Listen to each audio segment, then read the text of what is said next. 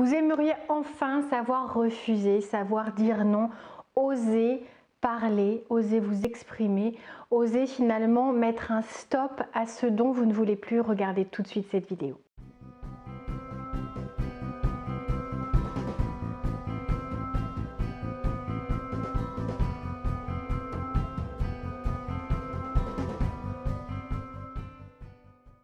Bonjour à tous, je m'appelle Valérie Sauvage, je suis coach de vie, j'accompagne aussi bien des hommes, des femmes qui dans un cadre professionnel ou à titre personnel ont envie finalement de se libérer de certains blocages, ont envie de dire non à la timidité, de dire non au fait de ne pas être soi-même, de ne pas oser s'affirmer, de ne pas réussir à dire non pour enfin se tourner vers une vie emplie de choix, de responsabilité et puis d'engagement à faire de son existence quelque chose qui va vous correspondre pleinement. Alors si vous vous sentez concerné, si vous vous reconnaissez dans cette description, je vous invite à vous abonner à cette chaîne parce que j'essaye sur différents thèmes d'aborder énormément de clés qui vont vous aider à comprendre beaucoup de choses, à fonctionner autrement, à prendre de nouvelles habitudes, à vous pardonner certains de vos fonctionnements qui vous semblent atypiques alors que finalement tout est lié à un schéma de pensée qui est très courant, qui est très instinctif. En tout cas, vous trouverez énormément d'astuces, beaucoup d'énergie et d'enthousiasme et j'espère que vous vous y retrouverez, vous vous plairez à commencer vos journées par le visionnage ou l'écoute de ces vidéos. Abonnez-vous donc à cette chaîne, c'est gratuit, il suffit de cliquer sur le petit bouton en dessous et de cliquer sur la cloche qui vous permet de recevoir les notifications à la sortie de chaque vidéo.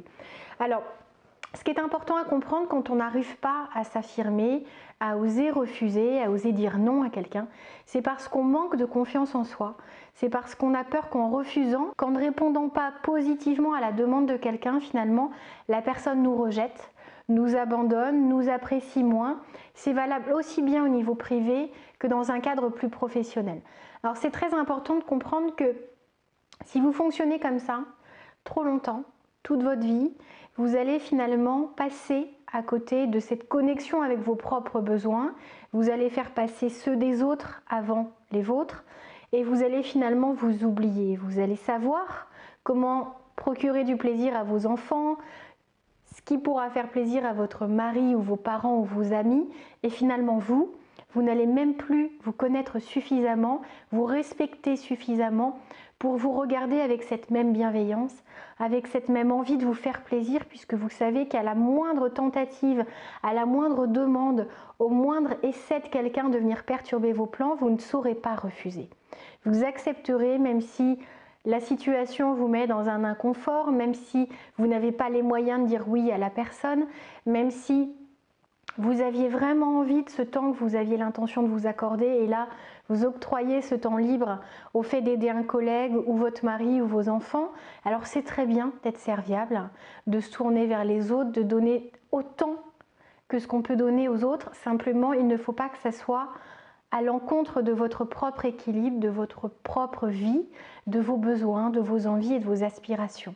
C'est important de toujours garder un rendez-vous fixe avec soi-même, de se garder des créneaux pour soi chaque jour. Ça ne veut pas dire 2 heures par jour, mais un petit moment où on est là, centré sur ses envies, ses besoins, finalement pour réussir à savoir ce qu'on veut, à la fois le côté positif, ce à quoi on est prêt à dire oui, mais aussi ce qu'on a envie de refuser, ce à quoi on a désormais envie de dire non.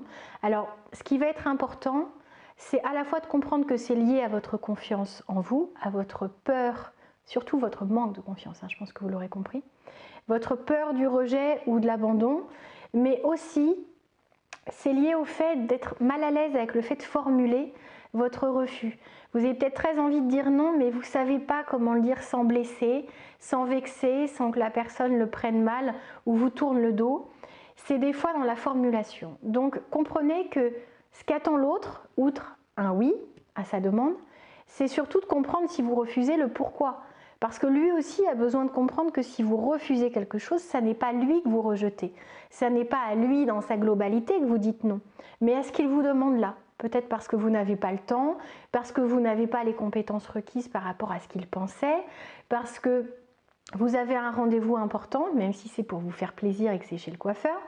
En tout cas, vous avez quelque chose d'autre qui vous empêche de lui faire ce plaisir que de lui rendre service. Comme ça, il comprendra que ça n'est pas à lui, que ce n'est pas à lui que vous dites non, que ce n'est pas une manière pour vous de lui montrer que vous ne l'appréciez pas, que vous faites tout pour lui mettre des bâtons dans les roues. Vous savez, si vous êtes capable de vous créer un scénario négatif qui va vraiment vous donner l'impression que les gens vous rejettent, l'autre est capable de faire la même chose. Donc pour éviter tout quiproquo, expliquez à la personne pourquoi vous refusez. Si on vous sollicite par exemple pour rester plus tard le soir et que vous devez récupérer vos enfants, expliquez le pourquoi. Ne dites pas que vous ne pouvez pas ou que vous ne voulez pas. Expliquez. Là, je ne peux pas parce que je dois aller chercher mes enfants, on a rendez-vous à tel endroit, même si c'est sans que ça soit quelque chose de capital. Pas besoin d'avoir rendez-vous chez le médecin pour oser le dire. Donc c'est très important de savoir vous respecter, de savoir respecter vos propres engagements pour éviter vous de devoir vous dire non à vous-même, alors que vous étiez engagé à faire quelque chose pour vous ou à faire quelque chose pour vos enfants.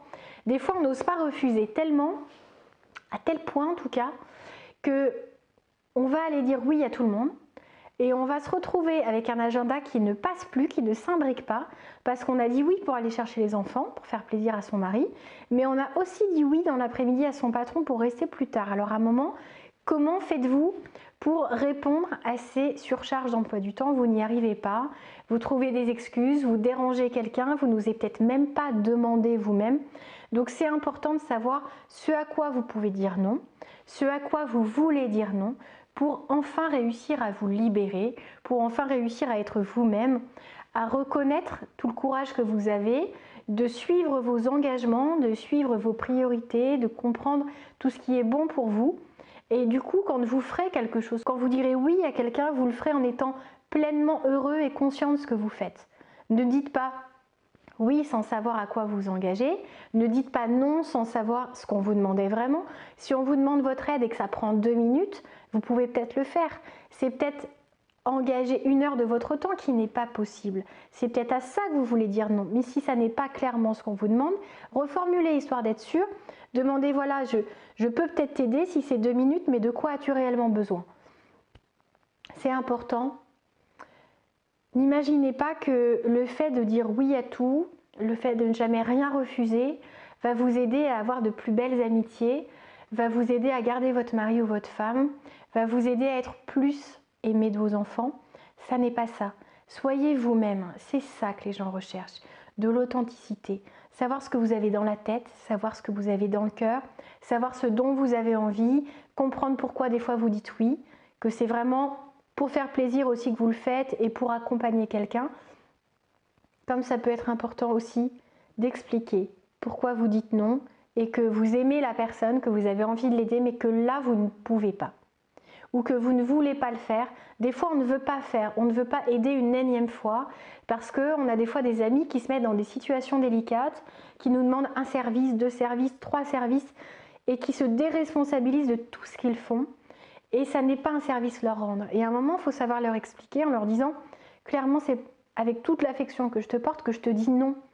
Ou je te dis oui, mais pour la dernière fois. Ou je t'accompagne, on le fait à 2. Tu vois ce qu'il y a à faire de manière à ce que tu ne sois pas perdu la prochaine fois. Savoir dire non, c'est aussi savoir aider ses proches. C'est savoir les aider, les accompagner. Faire à la place des gens, ça n'est pas un service. Donc comprenez qu'il n'y a rien de gênant à dire non, que vous n'allez pas pour autant perdre l'amitié ou l'amour de ceux qui comptent pour vous. Expliquez le pourquoi, c'est très très important.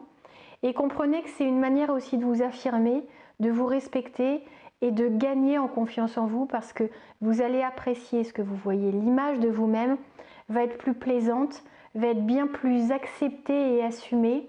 Et vous avez besoin aussi d'aller en ce sens parce que votre équilibre passe aussi par une acceptation des besoins de l'autre, mais une acceptation de vos besoins. Vous ne devez pas troquer vos envies et vos rêves pour laisser passer les autres en priorité. C'est très important, prenez soin de vous, prenez soin de vos rêves, allez au bout de vos envies et si vous avez besoin d'aide, si vous avez envie d'aller plus vite, si vous avez envie d'être sûr de corriger certaines choses, de lisser ou de faire disparaître certaines habitudes, contactez-moi. Je suis spécialisée en confiance en soi. Je peux vous assurer que quand on travaille la confiance en soi, on arrive à refuser ce qui doit être refusé. À très bientôt, abonnez-vous à cette chaîne si ça n'est pas encore fait. et marquez-moi votre affection, votre appréciation par un petit pouce levé. Je vois que certains me suivent vidéo après vidéo, ça me fait vraiment énormément plaisir. Donc continuez s'il vous plaît à interagir, à me poser vos questions, à me dire ce que vous pensez de ces vidéos. À très bientôt, au revoir.